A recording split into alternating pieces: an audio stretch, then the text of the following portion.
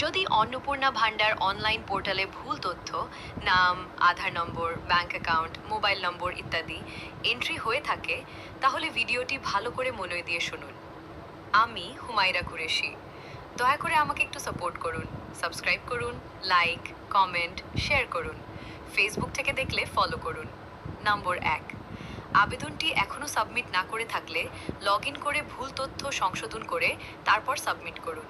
২, ইতিমধ্যে সাবমিট হয়ে গেলে নিকটবর্তী গ্রাম পঞ্চায়েত বা অঞ্চল অফিসে বা ব্লক ডেভেলপমেন্ট অফিস, বিডিও, পুরসভা অফিস বা এসডিও অফিসে অথবা সংশ্লিষ্ট সামাজিক সুরক্ষা সহায়তা কেন্দ্রে যোগাযোগ করুন।